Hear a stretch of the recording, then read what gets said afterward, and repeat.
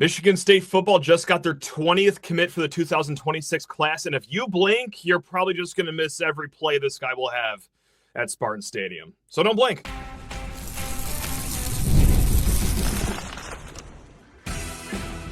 You are Locked On Spartans, your daily podcast on the Michigan State Spartans, part of the Locked On Podcast Network, your team every day. This episode of Locked On Spartans is brought to you by Monarch Money. Take control of your finances with Monarch Money. Use code LOCKEDONCollege at monarchmoney.com for 50% off your first year. Spartan friends, Spartan family, Locked On Spartans listeners, thank you all so much for tuning in and starting your day with us right here at Locked On Spartans. It's your team in green and white every single day on the Locked On Podcast Network. Please rate, review, subscribe, and also, guys, hey, help us help you, because on the July 3rd episode of Locked On Spartans, we are going to be unveiling the quarter-century MSU athlete, Mount Rushmore. So, guys, in the description of this episode, I'm going to have the link to the Google form. There is 100 names. That is right, 100 names. And you guys got to pick your favorite 4 Spartans from this millennium so far. Now, if it's easier to just reach out to lockedonspartans@gmail.com, send me an email. I will send you that link, or go find me on Twitter. The link's already there too. Guys, we already have a few hundred entries into this one, so thank you all so much for everyone that has already voted. But yeah, guys, that's going to be an episode in the near future. The quarter-century MSU athlete, Mount Rushmore. We're not doing coaches because Izzo, D'Antonio, they would have been obvious. We're only going to keep it athletes here. So, again, lockedonspartans@gmail.com if you want me to send you that link, or also in the description right here. All right, now that we got that out of the way, not that it's, not exciting or anything, but this is way more exciting. Michigan State football, Jonathan Smith, also specifically Courtney Hawkins, your wide receiver coach, staying white, piping hot on the recruiting trail right now. And we just did an episode not too long ago about a wide receiver that committed to Michigan State, goes by the name of Tyron Wortham out of Sarasota, Florida. And if you were kind of tired with how often we said the word speed in that episode, if you were just kind of bashing yourself in the head, like, when is this guy going to shut up and start using a different word that's not just speed? You're really going to hate this episode, let me tell you that, because Samson Gash, the speedster out of Southfield, Michigan, 6 feet tall, 180 pounds. This man is a Sonic the Hedgehog player for Detroit Catholic Central. 24/7 Sports, they have him ranked as the number 49 overall receiver in the whole country, the number 4 kid in the state of Michigan. So that is a top 5 commit in the state of Michigan for your Spartans. Now, the 24/7 Sports composite, if you don't know what that is, they take all the rankings from the other recruiting sites too. We're talking Rivals, we're talking On3, I believe ESPN is in the mix. It's all boiled down to the one convenient ranking. Now, his composite ranking is outside the top 900. Now, for a few of these sites, maybe they just don't see the vision in Samson Gash. Maybe they don't think he's all, built up to be this, outstanding player. Obviously, he's good if he's ranked, but maybe not a 4-star or a high 3-star. And then the other half is that a few of these sites haven't updated their rankings in a while. So, hey, 24/7 Sports, just a standalone that site, they like what they see. Again, top 5 in the state, top 50 at his position. But anyway you slice it, guys, really strong, fast player, okay? Like Alabama, they didn't give him an offer last week just for no reason, just because Alabama just wants to give out offers to anyone that plays the sport of football. No, they're picky and choosy. They wanted Samson Gash. That's a shame, because he's going to be playing football at Michigan State University here. And they also had to beat out West Virginia, who, from everything I heard, was a legitimate threat on the recruiting trail here. He also had Cincinnati in the mix too. But hey, he visits Michigan State. He joins a great wide receiver class right now, which we will get to in a little bit, talk about the other 2 guys that will play this position in the 2026 class. But right now, let's keep it with Gash. What makes him special? Obviously, you guys already know the 5-letter word we've been using. It's speed. And that's how he was able to get 20 touchdowns as a junior for the Shamrocks, 12 of those receiving touchdowns, 8 rushing. He also had a few more on special teams, actually, so that's only counting the offensive touchdowns. And he was a state runner-up for Detroit Catholic Central. They fell to Cass Tech by 3 points last fall. Last fall going into winter. And he was an all-state player last year, guys. He also played a little bit of defensive back. Should be no surprise to you that he's also a punt and kick returner for the Shamrocks too, which I could very well see happening here in East Lansing. He's got the pedigree behind him. Like, hey, not just for Caleb Gash, his older brother who's already on Michigan State's football team, but his dad was a 12-year NFL vet. He played at Penn State, also won a Super Bowl, 2-time Pro Bowler. So yeah, football runs in the Gash household. Now, speaking of running, how about this for a 100-meter dash time? You may have already seen this plastered all over the internet, but 10.41 in the 100-meter dash. Guys, you can't even drive your car that fast for 100 meters on some roads in Detroit. This guy is lightning in a pair of cleats. That is a state record, actually. That should be a surprise to no one, but 10.41 was a state record. Just met that at the end of May right here in the great state of Michigan. So, obviously, hey, he's still, somewhat raw as a wide receiver. There's a reason that he is ranked outside the top 900 according to the composite. But, hey, whether it's, just has to refine his route running, which, hey, tons of high school wide receivers have to do that. Or, maybe his hands could use some work, for example. But I got to say, he isn't just all entirely speed when I'm watching his highlight film. He does have some moments where he goes up, high points the ball very well. So it's not just this, little speed demon hamster that's just going to be running end arounds until the end of time. No, he has legitimate ball catching abilities too, out of, whether it's, out wide playing the X or the Z, or if he does play the slot here at Michigan State. Yeah, he is a legitimate receiving threat too. So let's say that it is, just the speed that you have to work with, and hopefully that he can develop into this great player one day. I gotta say, if the clay that you get to mold with is a guy that runs a 10.4 100-meter dash, you're doing okay then for guys that are coming in as a raw receiver. Again, I don't think he's entirely raw with the capital R, but hey, you know what? This is a really good get for Courtney Hawkins, and it's another really strong recruiting win, not just for Michigan State, but just specifically for this wide receiver room. Tyron Wortham, he was already committed to UCF, visited Georgia 2 weeks ago. So you could say you beat Georgia on the recruiting trail, you beat Alabama on the recruiting trail, just in your wide receiver room. Not too shabby. Also, the third wide receiver, Zachary Washington, you won a hotly contested battle over Wisconsin for his services. And just keep going down the list, even outside the wide receiver room. But these are really, really good gets on the recruiting trail. Fasayale out of Washington's own backyard. He's going to play edge here.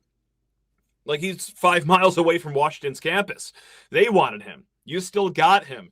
You get Colin Campbell. You had to win him against Washington and Utah. TJ Uman-Yor, you had to beat Auburn for him. Flip Braden Thomas from Iowa State. Flip Jordan Van from Virginia. You got Cade Kaufman, Eddie Whiting. They didn't take any other official visits in this cycle. That is great news for Michigan State. So overall, guys, things are looking up once again in the world of recruiting. You already got Zach Washington, Tyron Wortham, Samson Gash. That is a speedy trio in your wide receiver room right there. And guys, this isn't the only speedy class, because Charles Taplin out of Texas, who committed last year, he's already on campus right now, doing pretty well for a true freshman, all things considered. I don't know if he's going to be getting 40 snaps a game this upcoming fall, but I know that people are pleased with where he is at already as an early enrollee true freshman. And same with my guy, the diamond in the rough of last year's class, Braylon Collier, who I really appreciate. So that's your 5-pack of receivers over 2 classes. I gotta say, that's well done for Courtney Hawkins here. Let's hope that these guys bloom into what we think and what Courtney Hawkins think they can be one day here.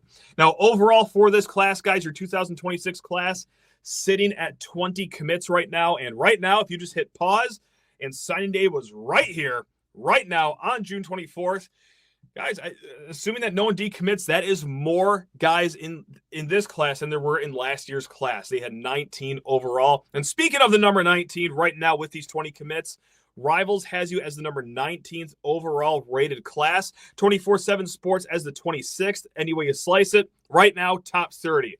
Now, we've had a few shows on if that will stay in the top 30. I don't suspect it will.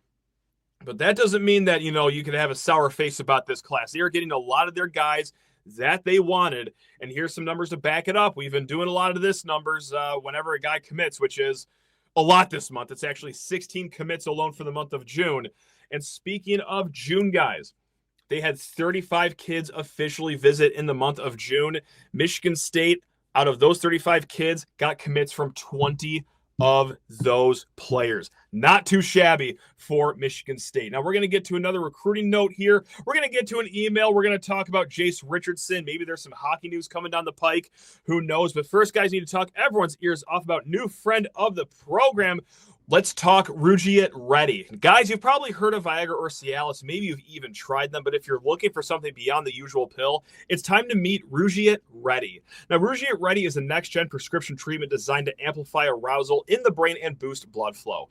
Unlike the usual pills that could take hours, Rugiet's 3-in-1 formula dissolves under your tongue and it kicks in fast, on average, in 15 minutes. Effects can last up to 36 hours, so you can stay confident and in control when the moment is right. Now, if traditional options haven't worked, Rugiet might be the answer. Over 150,000 men have already made the switch. Head to Rugiet.com/LockedOnCollege and use code LockedOnCollege to get 15% off today. That's RUGIET.com/LockedOnCollege and use promo code LockedOnCollege for 15% off. Individual results may vary with prescription treatment. Compounded drugs are permitted to be prescribed under federal law but are not FDA approved and do not undergo FDA safety, effectiveness, or manufacturing review. Please visit the Rugiet website for full safety information. Also, guys, Monarch Money, because, well, point blank, have you ever checked your bank account and wondered, where did my money go? Well, I get it. Whether you're growing your savings or planning a big purchase, Monarch puts you in the driver's seat, though, guys. It is like having your personal CFO giving you full visibility and control over your finances. Now, Monarch Money is more than just a budgeting app. It is a complete financial command center, so you can track all your accounts, investments, and spending in one convenient place. So in addition to managing your money, you're also building your wealth. I realized how much I was really spending on, well, fast food to and from the golf course. I got to say, that adds up, and those dollar menus are not around anymore. That can really hurt a wallet these days. And I didn't really know that until I started using Monarch Money, guys. So yes, take control of your finances with what you thought used to be little convenient purchases. Get the wake-up call, guys, with Monarch Money. Take control of your finances with Monarch Money. Use code LockedOnCollege at monarchmoney.com for 50% off your first year. That's monarchmoney.com, code LockedOnCollege for half off your first year. All right, let's get back into the mix here, guys, because we got a mailbag question, and this kind of pertains to recruiting here, specifically running back recruiting. And you know what? Sorry, cliffhanger that one. Already getting ahead of my notes. We do have one other note here about recruiting. Now, this is for offensive line recruiting. This really doesn't come as a massive surprise. Yes, Michigan State was a finalist for Khalif Canty, highly rated 3-star or 4-star, depending on what recruiting site you looked at. But this is a kid out of Cass Tech. He just committed to Mizzou on Tuesday. So what's next for Michigan State's offensive line recruiting? Could it be Adrian Hamilton, who will be committing somewhere on July 5th? He's between Michigan State, Virginia Tech. That would put Michigan State at 5 offensive line commits should they get Adrian Hamilton, interior offensive lineman from the Washington, D.C. area. So that was just a quick little note, guys, I wanted to talk about.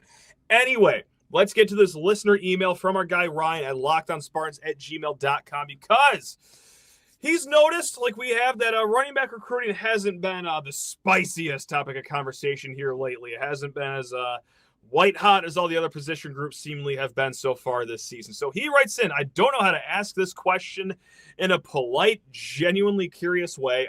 Does MSU need to poach a really good running backs coach? Does Keith Banafa suck or something? I don't hear a ton of talk specifically around position coaches, but something just feels off. The recruiting battles the MSU staff hasn't been able to win with running backs is surprising because they've won some battles with other position groups that maybe they just fell out of their league in a bit.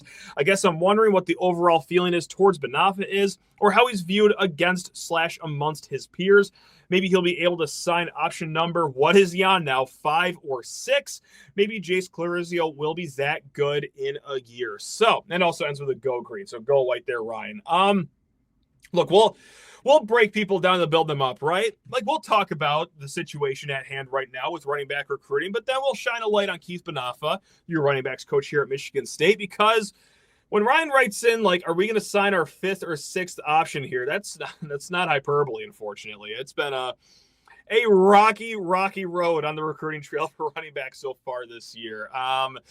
Look, they just had Jamal Rule on campus. He immediately commits to Nebraska. But that was like the fourth guy that you were going after so far this cycle here. First guy, Courtney Hawkins out of Hazlitt. He's going to Kansas. Michael Dukes out of Detroit, Martin Luther King, committed to Toledo. He flips to Rutgers, not Michigan State. And then Nelson Wheeler, that was the other kid, speed demon out of Nebraska. He commits to Illinois. So, yeah, from what I know, Michigan State, they're hitting the pause button on their little DVD player, and they're just going to recollect themselves for the fall. See if anyone's high school tape really pops out at their eye. See if they want to make any late offers. Try to flip some kids, of course. Maybe Corey Amokri could be a situation where he could be a good flip candidate if Michigan State gets off to a hot start in this season, proves that they can win, proves that they can develop players here. But, hey, if they don't get a kid in this class, I know it might be odd. It might be a weird feeling to not get at least one running back in a class, but I don't think it would be necessarily the end of the world here. So, but yeah, I mean, I got to say, like, even just the running back room right now, because kind of like what I just said, like, hey, if they don't get a running back, who cares? You always got the transfer portal. But even so far this year in the transfer portal, all they got in the running back room, like, that needs help, was a kid out of FCS Sacramento State. So even behind those guys, it's Mekhi Frazier, Brandon Tulis, guys that are about to be true sophomores, and obviously the staff likes them. Coach Banafa really likes them. But point blank, one of them primarily played linebacker in high school, and the other one misses pretty much entire senior season due to injuries. So you have a guy that was injured a lot of senior year of high school, got 7 carries last year. You got another guy that played linebacker as a high schooler, 7 carries last year. And then another guy who played for Sacramento State. I will see. You really got to trust the staff. This will be a big one of like, hey, how much can we really believe your eye for talent? Which is where we're going to get into like building him up. Because look, let's give Coach Banafa credit for getting Jace Clarizio. I mean, you had to win that recruiting battle over Alabama. This is a kid that was a top 300 player in many recruiting sites. Really solid get, even out of your own backyard here in East Lansing. You got Bryson Williams. You got Zion Gist, okay? Or Zion Gist. I apologize if I'm saying his name wrong. But that's a fine 3-pack of running backs from last year's class. Now, if you want to go even further back in his history, he got Myles Gaskin, Damian Martinez over at Oregon State. Those are 2 guys that are going to be playing in the NFL this year. And, hey, if you really want to give a guy credit, he coached Ashton Genty as a freshman at Boise State. So, hey, you know, did he recruit him?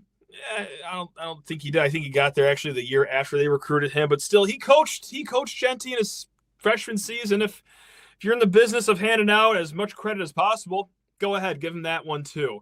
Now, I will say this too. Even though running back recruiting is kind of and when I say I mean like completely flatlined so far this year, that's not to say like he's had no help getting any kids from this class. Now, a lot of these coaches, they're assigned different regions, for example. Like I know that he does a little bit of work in Chicago, for example. There's also some West Coast ties that he does have. Just because he's a running backs coach, special teams coach, doesn't mean that he's not helping with, some receivers or even defensive players. Like a lot of the staff's fingerprints are in a lot of other players around the whole roster here. So, look, I get it. Like, it hasn't been great for running back recruiting. We've been pretty hard on what's been going on. Make no mistake of that. Maybe you do know how bad it's been because you listen to the show. But, yeah, I'm also not going to say, like, hey, they need to fire Coach Banafa right now. Now, if it's the end of the season and you got absolutely nothing from all 3 running backs and you're wondering how we even got in this situation in the first place, might be more inclined to, okay, maybe look into how hot we can make an assistant coach's seat. But right now, yes, it's tough times. It's not great. I will see this out until signing day, and I will also see what, actually happens on the field and then the following transfer portal cycle. I think he's shown enough in his past to show that he is a solid enough coach. So hopefully we can start seeing those results on the recruiting trail. All right, guys, we're going to get off the football field here for a little bit, I should say, because we got NBA, NHL drafts. There's some Michigan State implications for both of them. And let's just talk about NBA draft right now. Jace Richardson, obviously being the name that we are going to be watching here on Wednesday during the first round of the NBA draft, and hopefully not on Thursday during the second round. I don't think he will get knocked down to the second round. I would be stunned, I would say, but I also don't know a thing about NBA mock drafts as far as my history goes. Whenever I predict one thing, The opposite happens for NBA drafts. What we do know is that out of the 24 players invited to the green room of the NBA draft, Jace Richardson was not on that list of 24 guys. Now, that's not a guarantee that he's going to fall not just out of the lottery, but out of the top 24 picks. Because, look, you read all these mock drafts. I've seen him as high as 11 in some mock drafts. I've seen him down at like 20 to Miami. Seems to be a popular option. The lowest I've seen him go down in any mock draft that I read, and I read about 12 to 13 today, I saw him down all the way to 28, which is still in the first round. But, yeah, I mean, there seems to be a little bit of a slide with Jace Richardson, and the knocks against him are his height. Like, he's a shade over 6 feet tall in socks, which, hey, if you're just a normal person, great. You take that all day. If you're an NBA player, you might as well be called a jockey. Like you might as well be 4'6", 90 pounds. If you're 6 feet tall, you are considered a very wee little lad, which is a bummer because we've all seen him play. And obviously there's a jump from college to pro, but also another knock that I keep reading is that, hey, he's not elite in isolation basketball, which I like to think that he was just so quick off the bounce that he never even got a defender in an isolation situation last year. But look, guys, we know what makes him great. We're not going to spend a bunch of time on why we would take him in the top 15. 3-level score, active participant on defense, sneaky athlete. But we'll see. We'll keep our eye out on Jace Richardson, see where he lands in this NBA draft. Now, guys, I want to focus everyone's attention to the NHL draft taking place this Friday, and this could actually have implications for MSU's roster going into next season. Because, hey, there's a guy by the name of Isaac Howard. He's pretty good, right? He won the Hobey Baker Award, just the Heisman for college hockey. Now, he stunned the hockey world when he announced that he is returning to Michigan State next year, not signing with the Tampa Bay Lightning. So, my God, that's great. How cool can this be? And right now, he still is slated to play at Michigan State next year. But around the draft, and this goes for all sports, a lot of trades happen, a lot of assets being swapped here. So could it be a situation where Tampa Bay trades the rights to Isaac Howard for another team in exchange for some draft picks, for example? Like, I know I actually read a story today that Detroit Red Wings could very well do this situation here. Maybe trade their 10th pick for the rights to Isaac Howard with a few other assets going each way. I know Buffalo Sabres, they've got like 10 draft picks that they could work around here. So could Isaac Howard get traded to another team, a team that would have an offer that is, more appealing to him than the one that Tampa Bay offered? And could he sign with that NHL team and not come to Michigan State this fall? I'm not trying to do fear factor. I'm not trying to, rain on anyone's parade. I'm just trying to get everyone prepared that, hey, if it's going to happen, could very well be this week ahead of the draft or even on draft night. So right now, hey, he's still here. It's fun. But yeah, it's a fluid situation. Now, for good news here, Gavin McKenna, there's an update here. He has had calls with Michigan, boo. Denver, okay. Penn State, boo. And then Michigan State, of course. So it is down, to those 4 schools for the absolute stud out of Medicine Hat who lit up his conference last year for who is going to very well likely be the 2026 number 1 overall pick in the NHL draft. So, guys, there's your little hockey update. Now let's switch it back to basketball because Moneyball did tip off tonight at Holt High School. Now, this was the first week of games. They're starting on June 24th. They will go all the way to July 31st. They will take a week or 2 off over the 4th of July break. Most of these games are at Holt High School if you want to go check them out, and then some at Eastern High School too. Now, here are your Michigan State Spartans spread across the 6 Moneyball teams here. On Team Snipes, Trey Fort, Jordan Scott, they are paired together. Team Motor Cars, Coen Carr, Cam Ward. Team Case, Nick Sanders, the only Spartan on his team. Now, Team Fago, Jackson Kohler, Divine Ukachukwu, and then TriStar has Jeremy Fears and Carson Cooper. SBS, Denamojic, Kerr Tang. Now, if you were following along, that means no surprise to anyone, no Caleb Glenn, because he just shredded his knee, unfortunately, missing the whole 2025-26 season. And then Jesse McCullough, who was spotted at Moneyball today in a walking boot. Reports of a stress fracture, 6-week recovery. He is 2 weeks into this recovery, according to Chris Solari of the Free Press. And this tweet from Sarge sums it up best. He's a good follow on Twitter. The first true sign of summer in Michigan is hearing that an MSU basketball player has a foot injury. I can't remember the last offseason where there weren't reports or visuals of a Michigan State Spartan in a walking boot. So as sure of a thing as the sun rising in the east and setting in the west, yeah, there's a Spartan that's out there with a foot injury. So amongst those teams, like most intriguing team, in my opinion, Trey Fort. Because, hey, I just want to, get an up-close look at this kid. He's played for 1,000 schools in the last 8 years. He's 25 years old. We're going to need him to play. We're going to need his three-point threat. And also Jordan Scott on that team, too, which, with the injury to Caleb Glenn, a lot more eyeballs, a lot more pressure will be on Jordan Scott this upcoming year.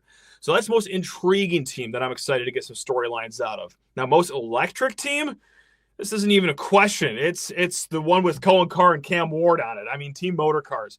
Coen Carr had a dunk today.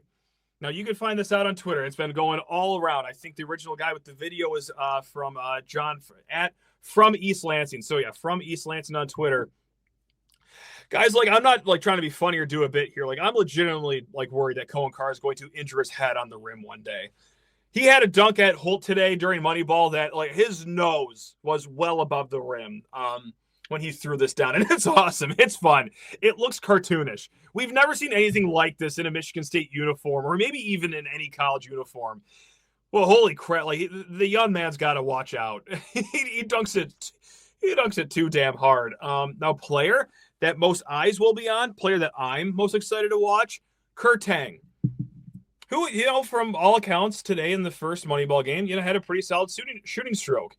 We didn't see a lot of his shooting last year, played very sparingly. That's no knock to him. There's just a massive backlog.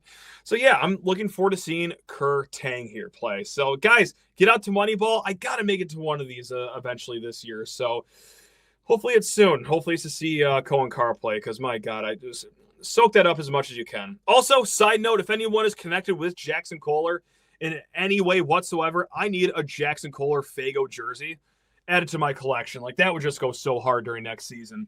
Guys, we're going to end this show with another mailbag question. This is from MSU #1 fan. Now, they wrote in what uniforms will be in college football 26 on EA Sports. I don't actually know. I do know the coordinators are going to be in there. We're going to get into more player rankings, hopefully, in a show next week. But, yeah. But here's a big question. Between Coen Carr and Carson Cooper, who would you pick to win in an arm wrestle? You are getting, length. What do they call that? Some leverage there with Carson Cooper. Obviously, probably the longer arms, but then Coen Carr, too. He looks like he could curl 60 pounds in each arm comfortably, 20 reps each. So what gets you more? Is it? I need a physics professor to weigh this out. Is it the short strength in the arm of Coen Carr, or is it the lawn? And it's not like Carson Cooper, some weakling. The more leverage with the lawn arm, I'm gonna go Coen Carr wins in a best of 7 series. It goes all 7 arm wrestles. So I'm going to go Coen Carr in the bitter end. All right, guys. Again, lockedonspartans@gmail.com.